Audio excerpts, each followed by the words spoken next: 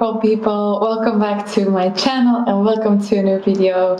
This week is going to be another regular video. Next week, probably another recovery story.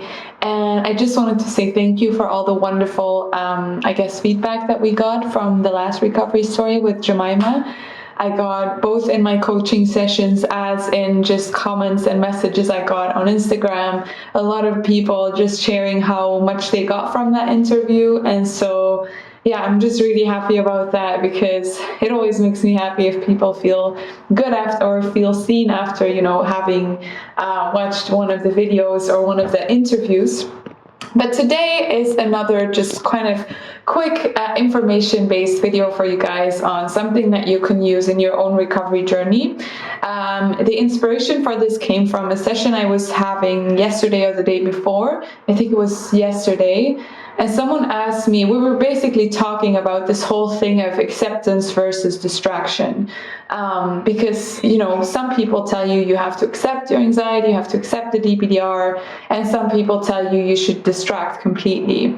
And so the question is, what is the right way to go? And I think you can actually use both.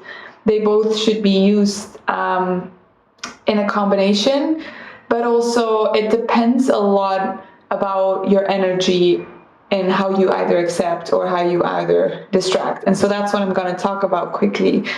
And so I want to tell you guys a story to demonstrate this.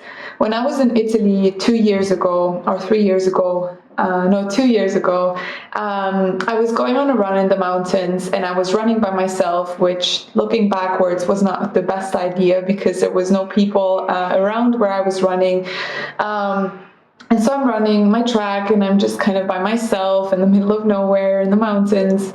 And all of a sudden I see these two street dogs, wild stray dogs, like looking at me from on top of the mountain and starting to really bark and run towards me. So yeah, obviously the first response that you have is to turn around and to run away, which is your flight response, because I knew my fight response against two dogs was not gonna pay out well. So I decided to run. But obviously, because I started running from them, they started to see me as prey because I was running too fast. And so I ran, and they were catching up with me. And I knew at that point, if I keep running, they're just going to start biting me or attacking me or I don't know what, because they're seeing me as prey right now. So what I did is instinctively, actually not instinctively because this is pretty much against your instinct. So I turned around at one point, the dogs were pretty close to me, and I made myself really tall. And I just kind of went towards them with this energy of like, okay, come on then, hit me, attack me. And I remember just full of adrenaline, making myself extremely tall, looking at these dogs of like, all right then, come on. And they completely switched their approach. So they kind of stood back, they calmed down, they went back, and I really focused on making myself tall and my energy tall. And so they stopped. And I turned around and I decided to finish my run. So after I turned around, I just kind of walked for a moment. I didn't start running again. I started walking to the way I was going before. And it was very interesting because once I started running again, I could see that if I looked back, these dogs were kind of just following me peacefully alongside the wall of the mountain. And so the lesson I got from that is if you run away from something, you give it the chance to chase you. And there was two things I could have done wrong in that moment. The thing I could have done wrong is either run away out of fear, so continue to run, which is how the dogs would have probably chased me and catched up with me, which was what I was doing in the beginning, or approach them from a place of fear. If I would have started to go towards them fearfully or with this energy of like, oh my God, please don't bite me, or please, or from, an outburst of anger or fear, they would have started fighting back because then they sensed my fear and they would have, jumped on that. These were wild dogs, by the way. These were not like trained house dogs. These were dogs that lived and survived on the street their entire lives. So how do I translate this into the question of, should you distract yourself from your DPDR and anxiety, or should you face your anxiety and sit with it or accept it? And I think the answer is both. Accepting and distracting both need to come from a place of not being afraid of your DPDR, of your anxiety, of these existential thoughts, of whatever it is that you're going through. Because if you are afraid of them, then even if you are sitting with them, you are sitting with them from a place of fear, which means that you are, at the end of the day, actually going to be hyper-focusing on them, or trying to resist them in some sort of way, or sitting with them to make it go away, which is the opposite of actually accepting, but is more fearfully being in the presence of it. Or if you distract yourself from fear, you are literally running from it, and it will feel like it's chasing you. And this is something that I had a lot in the beginning. Whenever I had these existential thoughts, or when I felt this depersonalized, I would try and run from it and distract myself. But it felt like I was constantly running from something that was in the back of my mind trying to chase me. So in both these examples, you're doing the wrong thing. Even if you're maybe distracting or you're accepting, you're not actually doing what you're supposed to do. So the key is that you face your fears with no fear, or you face your DPDR without being afraid of it, which can look like two things when it comes to distraction or acceptance. So let me explain each of them. The best way to accept is to learn to sit with the DPDR, with your anxiety, with your existential questions, and train yourself to not be afraid of it by seeing it for what it really is, which is a protection mechanism of your nervous system, which is thoughts that are coming from a place of fear that are looking for you to give safety and love to yourself in some sort of way.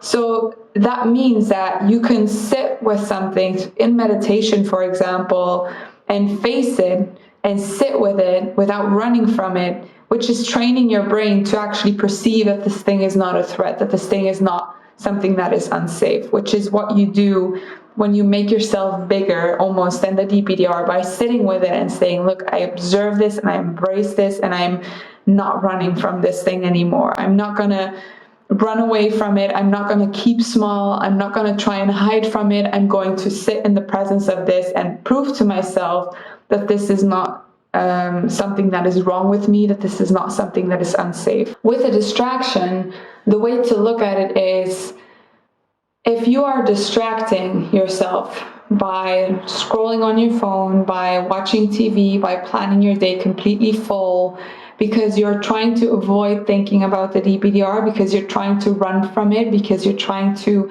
hide from it, because you're afraid of it, then it will feel like it's chasing you. And what will happen then is, whenever you have a moment of quiet, it will catch up on you and it will create panic, or it will create intense DPDR.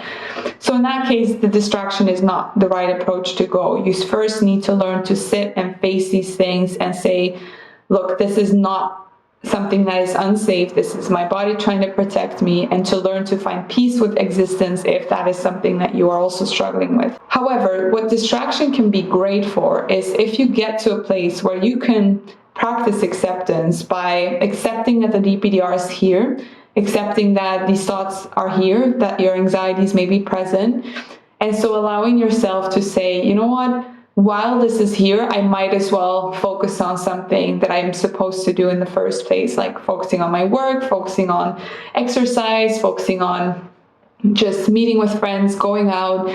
I love people that when they're going through DPDR, they continue to hang out with their friends, because they're exposing themselves to their fear. They're saying, you know what, whatever this thing is, I'm gonna continue to live my life, which is basically, again, you make yourself taller in some way. You're trying to really face the DPDR, not by facing it in the eyes, but by facing life while this thing is here, which is not running from it, which is basically accepting it, but still allowing yourself to distract yourself, to go do things. Sometimes you can distract, which means that you have a thought or you have a feeling and immediately distract, not from running from it, but from a place of, look, this is not helpful for me to overanalyze, focus on. A lot of DPDR is also overthinking and overanalyzing and being overly aware of something. And so when you then say like, okay, like this isn't helpful for me, say that you have an existential thought that can lead to a feeling of derealization, such as, you know, am I really here, or is this real, or what's the point of all of this? Then you quickly realize like, this is not a helpful thought to go into because it's not going to get me anywhere. So let me focus on just letting life be as it is, letting things be as they are, letting myself feel how I'm feeling, and distract my mind onto something that is more productive. You see how this combines both acceptance and distraction?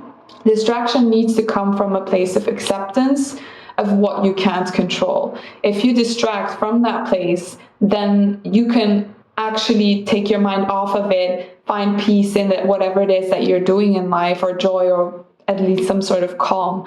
And so the answer to the question, to kind of go back to the beginning, is both acceptance and distraction can be great. I think they both need to be there. I think you cannot be obsessed with your recovery. You cannot constantly be thinking of everything you should do or constantly be focusing on your symptoms.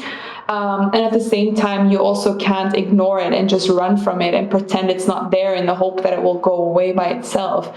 You need to accept what is here, accept that your body is not feeling safe, accept that life is not as, you know, maybe your egoic mind wants it to be all the time, and surrender to things as they are. And from that place of surrender, you can then choose, look, what is helpful for me to focus on right now, which is doing something that you want to do or should be doing, or meeting up with a friend or something like that.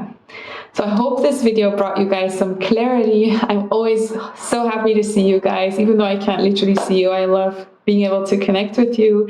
So leave a comment on whether you thought this was helpful or not. I want to see you guys very soon in my next video, hopefully next week, with another recovery story. And I wish you guys a beautiful weekend. Bye.